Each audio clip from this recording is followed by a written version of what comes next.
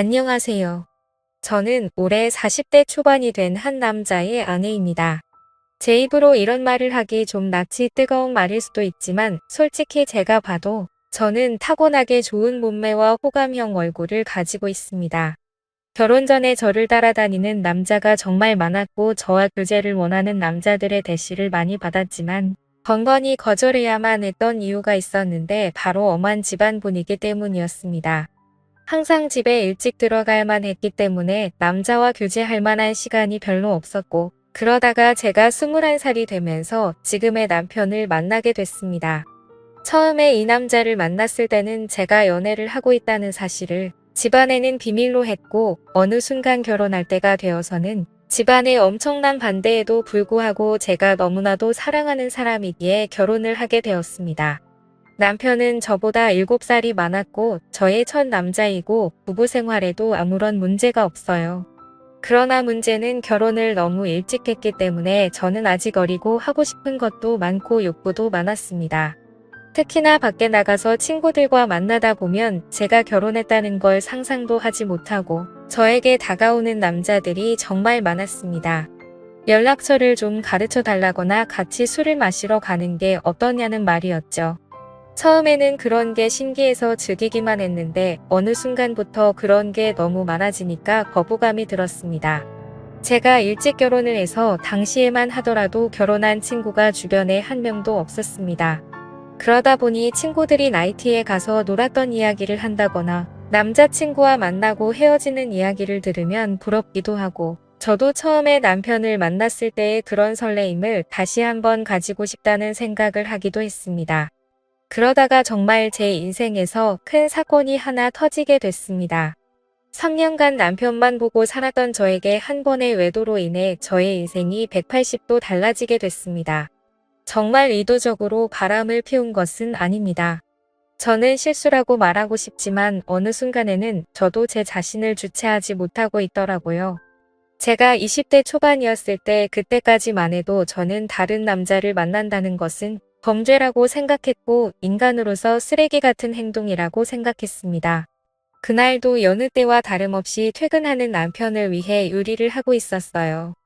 현관문 열리는 소리에 남편을 맞이하러 달려나가니 울상을 짚고 들어와 한숨을 쉬는 남편에게 놀라서 물어봤습니다. 자기야, 무슨 일 있어? 아, 속상해. 오늘 휴대폰을 잃어버렸지. 뭐야? 그 휴대폰은 산지 얼마 안 됐고 할부도 아직 많이 남아있는 상태였습니다.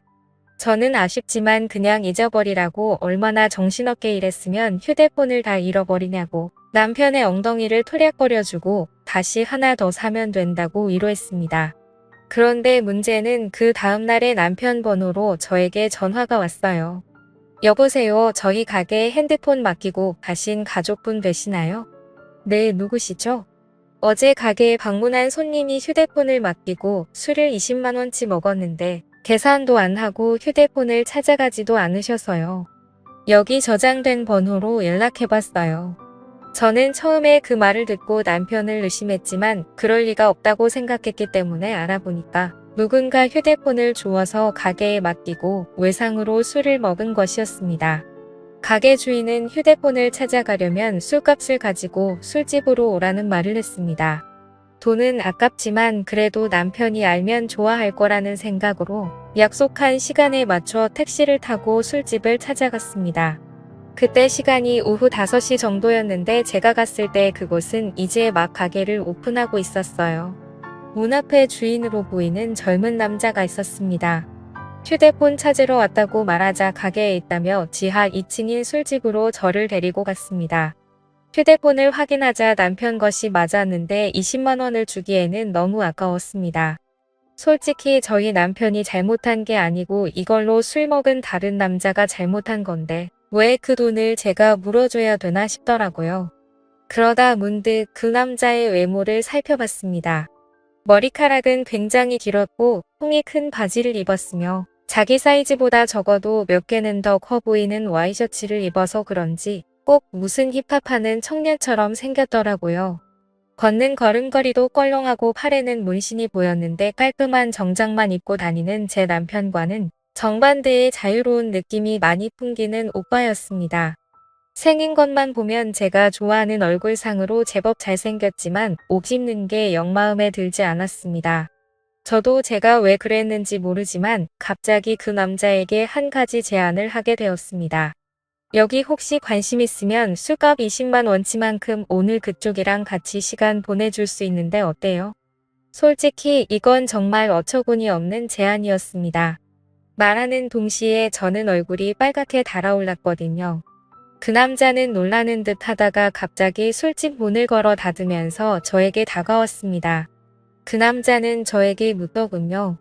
그 말 진심이에요. 정말 하고 싶어요. 저는 20만 원이라는 금액이 아까운 것도 아까운 것이지만 그 남자에 대한 호기심이 더 컸던 것 같습니다. 그래서 그냥 한 번쯤 해보는 건 어떨까 하는 생각이 들었던 것이죠. 저는 다시 한 번 말했습니다. 진심이에요.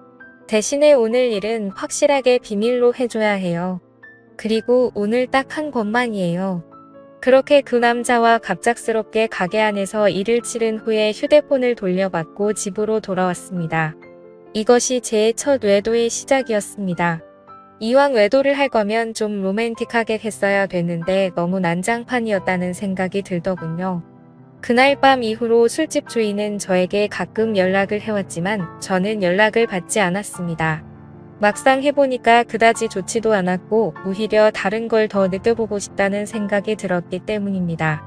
그 뒤로 저는 남편 외에 다른 남자를 만나는 것에 대해 호기심이 생겼어요. 많은 사람을 만나다가는 남편이 알게 될까봐 걱정이 되었고 집에만 있는 저로서는 다른 남자를 접할 기회가 쉽지 않았습니다. 그러다 생각지도 않았던 사람과의 일이 벌어지고 말았습니다.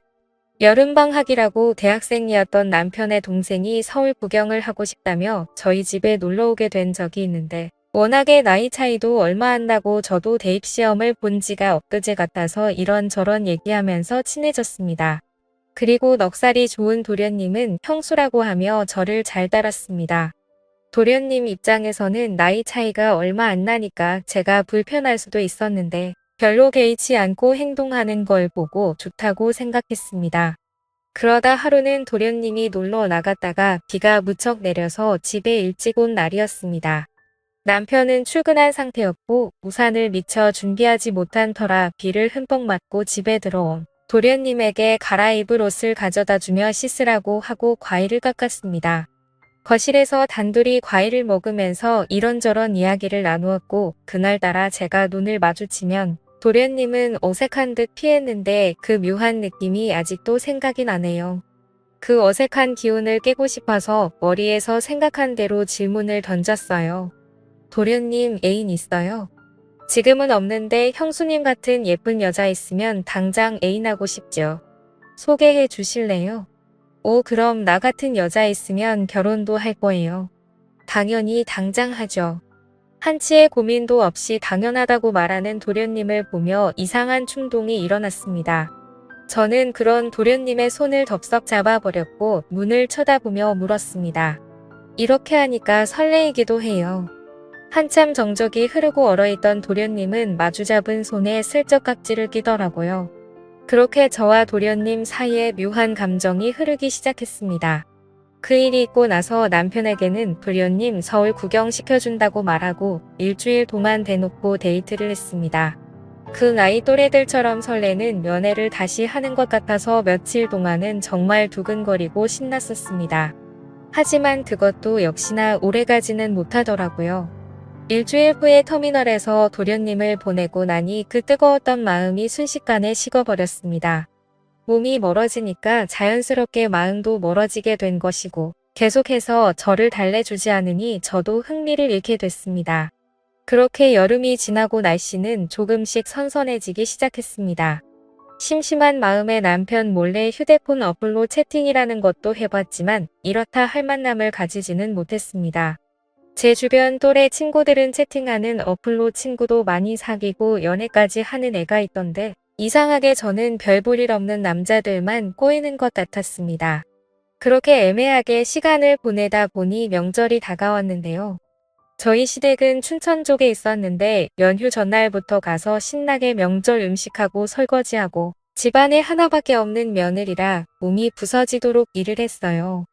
언제까지 며느리가 이렇게 일해야 되는 거냐고 투덜거리긴 했지만 워낙에 나이 차이가 많이 나니까 대들지도 못하겠더라고요. 명절 다음 날 아침에 친정집에 가려고 준비를 하는데 시어머님이 점심을 먹고 가라고 하셨습니다.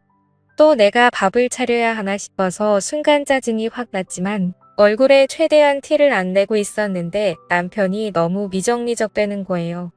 빨리 준비하고 출발해야 하는데 준비를 하는 둥 마는 둥 조금만 더 누워있다가 가면 안 되냐고 TV나 보고 앉아있고 정말 답답해 미치겠더라고요.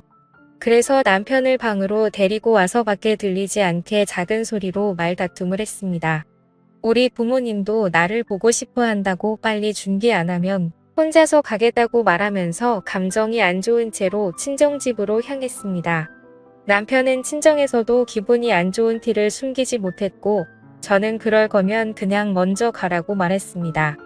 화가 난 남편은 저녁에 볼 일이 있다고 하며 먼저 집에 올라간다고 하고 올라가 버렸습니다. 무슨 일이냐는 친정엄마의 물음에 별거 아니라고 대답하고 방에 들어와 혼자서 분을 삭히고 있었습니다. 저렇게 마누라를 배려하지 못하는 남자인 줄 몰랐는데 정말 충격적이었죠. 싸우느라 못 봤던 휴대폰을 열어 메시지를 확인해 봤더니 초등학교 동창 중 한 명에게서 연락이 와 있었습니다. 동창회를 하니 꼭 나와달라는 문자였고 오늘은 술을 꼭 마셔야겠다는 생각에 서둘러 준비를 하고 초등학교 동창회에 나갔습니다. 그 자리에 나가니 이미 20명 정도가 모여 있었고 명절인데 다들 할 것도 없이 이렇게 나와서 놀고 있냐고 부상님도 없냐는 농담을 건넸습니다. 그러자 친구들은 요즘에 누가 조상님 챙기냐고 우리끼리 재미있게 잘 먹고 잘 살자면서 술이나 마시자고 하더라고요. 졸업하고도 연락을 하는 친구도 있었지만 졸업하고 나서 처음 보는 친구도 있었습니다. 그래도 초등학교 동창이라는 유대감이 있었기 때문에 편하게 대할 수 있었죠. 그 중에 눈에 띄는 친구가 한 명 있었는데 초등학교 때 어린 눈에도 너무나도 도시아이처럼 깔끔했었던 제 짝꿍이었습니다. 그 아이는 피부도 하얗고 공부나 운동도 잘했었기 때문에 어릴 적에 잠시나마 좋아했던 남자였어요. 제 기억상으로는 그 아이도 예뻤던 저를 좋아했었고 동네도 가까워서 자주 어울렸었던 기억이 납니다.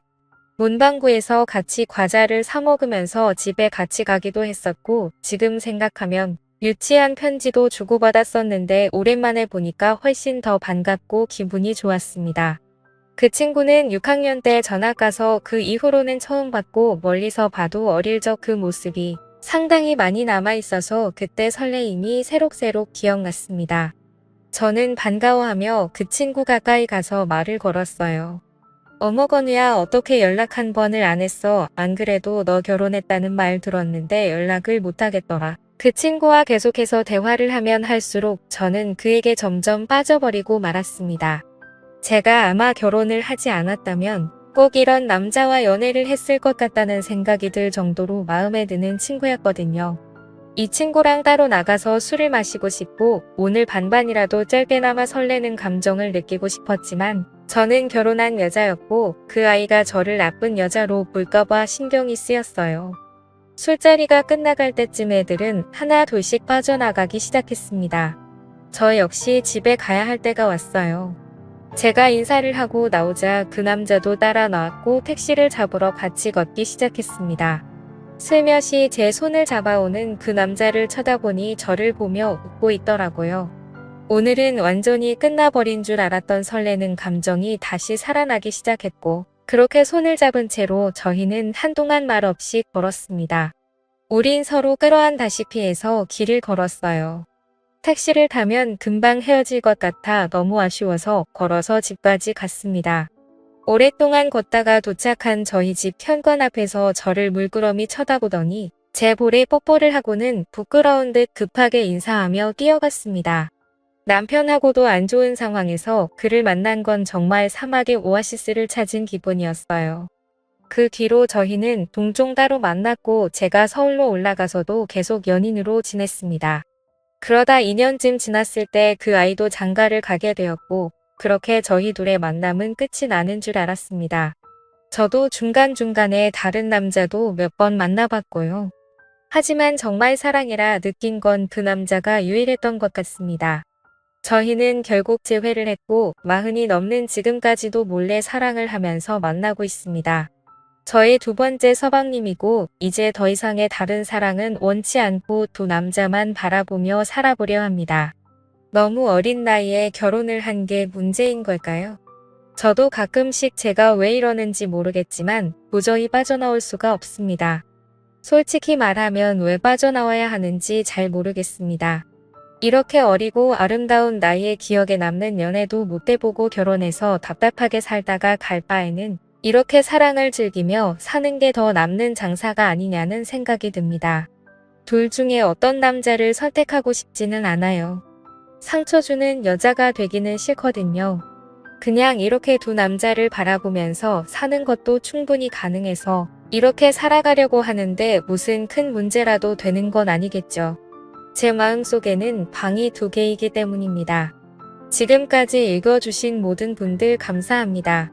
구독과 좋아요 알림 설정 눌러주시고 재밌는 사연 또 들으러 와주세요. 그럼 모두들 행복한 하루 보내세요.